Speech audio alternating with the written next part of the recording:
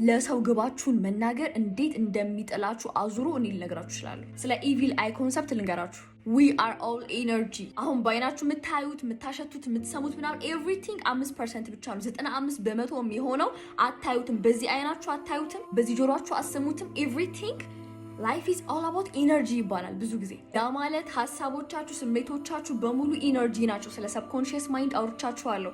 በድብቁ ህሊናቸው ኤቭሪባዲ ሰብኮንሽየስ ማይንድ አለው። እንግዲህ ኢቪል አይ ማለት የሰዎች ኢነርጂ ነው፣ አንሴን ኢነርጂ። ለምሳሌ ብዙ ጊዜ ውጭ ሀገር መሄድ ምናምን ነገር ፈልጋችሁ ቤተሰብ ምናምን ብዙ ጊዜ የሚያወራው ነገር ነው።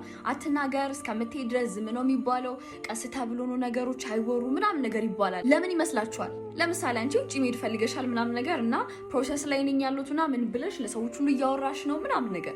ከዛስ እንደሚሳካልሽ ያውቃሉ እኮ ልትሄጂ እንደምታስቢ ያውቃሉ። ኦልሬዲ ገንዘብ እንደከፈልሽ ምናምን ኤቭሪቲንግ። ስታስቢው ግን የአንቺ ጓደኛ ወይም ደግሞ ጓደኛሽ እሱም እኮ እንዳንቺ ውጭ መሄድ ይፈልጋል፣ ያልፍልሽ እንደሆነ እኮ ያውቃል። ነገር ግን እሱ ሳያውቀው ሰብኮንሽየስሊ ቅናት ነው የሚፈጠረው። ታድላ ታድሎ ምናምን የሚል አይነት ስሜት ከሆነ ጉድ የሆነ ላክ ሳይሆን ባድ ላክ ነው ለአንቺ የሚኖረው። ኢቪል አይ ማለት ያ ነው። ቅናት ምናምን ነገር እነሱ እንደማይችሉ ስለሚሰማቸው እናንተም እንደማትችሉ አድርገው ሲያስቧችሁ ይህን ማድረግ ፈልጋለሁ ቢዝነሴን ጀምሬ እንደዚህ አድርጌ ምናምን ብላችሁ ለምን እናታችሁ አትሆንም?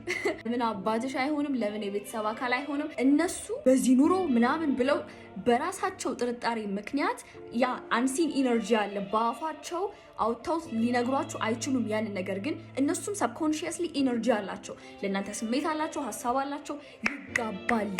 ያ ደግሞ ሰብኮንሽየስሊ እናንተን አፌክት ያደርጋችኋል። በዛ ሰዓት በጣም ትልቅ ኔጌቲቭ ኤነርጂ ፊልድ ውስጥ ነው የምትገቡት።